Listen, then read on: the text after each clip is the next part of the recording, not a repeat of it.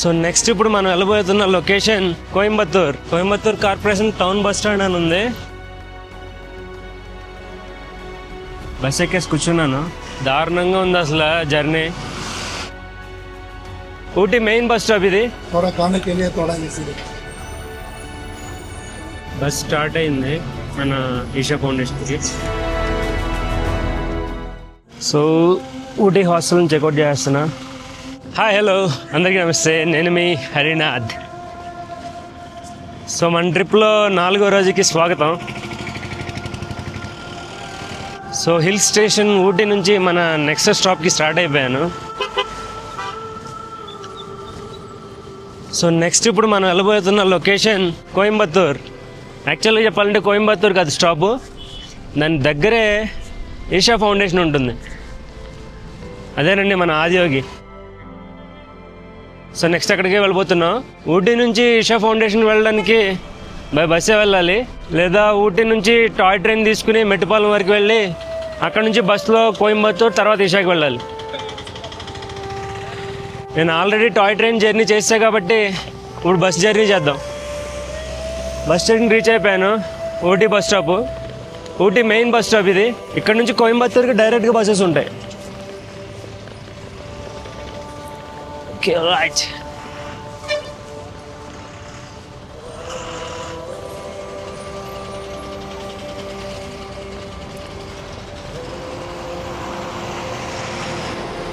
అక్కడ కనపడుతుందా కోయంబత్తూర్ది?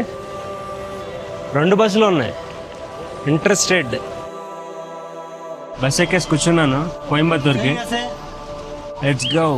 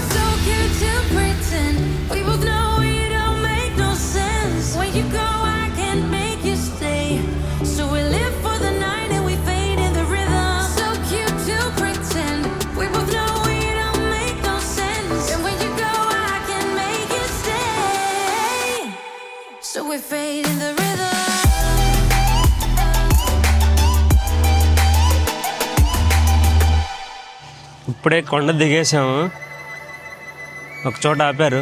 ఇదే మా బస్సు. దారుణంగా ఉంది అసలు journey. Crazy hair pin bends ఉన్నాయి. నేను డ్రైవ్ చేసినప్పుడు బాగానే ఉంటుంది, కానీ ఇలా అందులో ఎస్పెషల్గా బస్సులో కూర్చుంటే మాత్రం తిప్పేస్తుంది, నాకు అస్సలు పడదు. అలాగే కష్టపడి కూర్చున్నాను అట్లా. ఈ ప్లేస్లన్నీ నేను చాలాసార్లు చూస్తాను.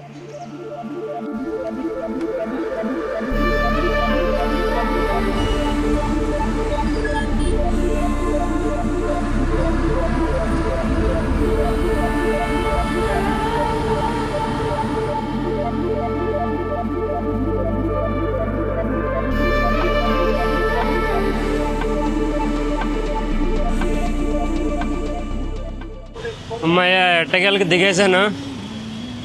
ఇది కోయంబత్తూర్లో గాంధీపురం బస్ స్టాప్ అంటారు. టైం 2:30 అయింది.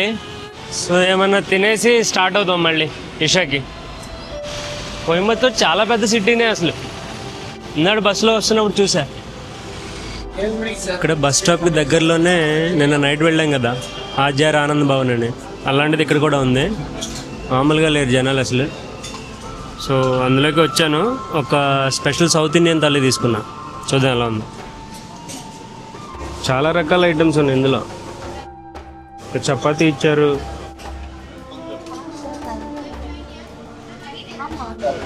చాలా రకాల కూరలు ఉన్నాయి. నాకేంటో కూడా తెలియట్లేదు.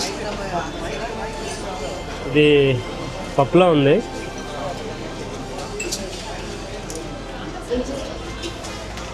పప్పే.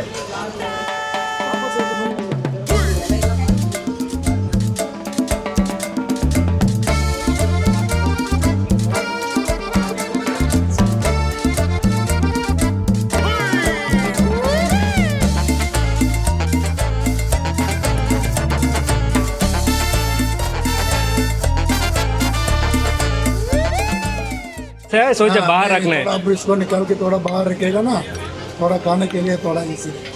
ठीक है. और कुछ लेके आओ, पालक चाहिए क्या और कुछ?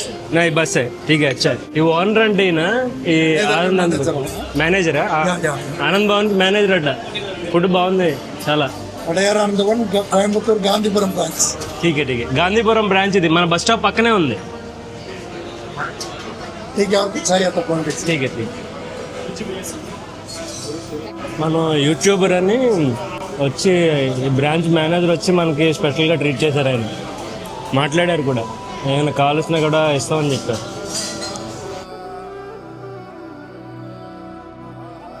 ఓకే చెల్లపదండి, వెళ్ళిపోతాం. ఫుడ్ అయితే చాలా బాగుంది.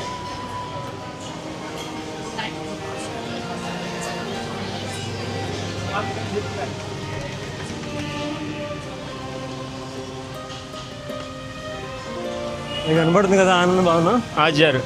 ఫుడ్ బాగుంది చాలానే. Coimbatore corporation town bus stand అని ఉంది. ఇదే గాంధీపురం బస్ స్టాపు. ఇక్కడ నుంచి మనకి డైరెక్ట్ రిషాకి బస్సెస్ ఉంటాయి. 14D ఆ బస్ నెంబర్. ఇప్పుడు దాన్ని ఎత్తుక్కోవాలి. 140 అయినా 14D చేసేలాగరా. ఇక్కడంతా ఫుల్ మెస్గా ఉంది బస్సులతో. ఇప్పుడే వస్తుంది మన బస్సు 14D. చలో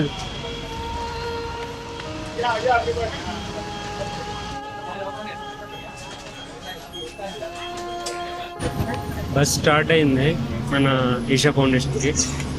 మార్నింగ్ కూడాను ఊటీలో చాలా చల్లగా ఉంది. ఒకసారి కిందకి రాగానే ఫుల్ వేడి, డ్రాస్టిక్ చేంజ్ కనిపించింది.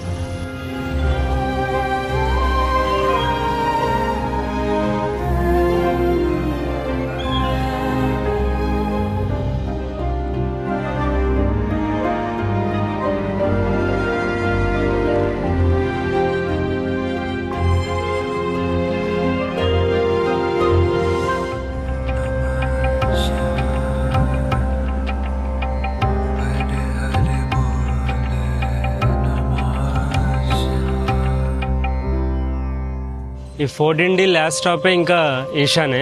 లోపలే బస్ స్టాప్ ఉంది. సో రీచ్ అయిపోయాను. కోయంబత్తూర్ నుంచి దాదాపు గంట పైన జర్నీ పట్టేసింది.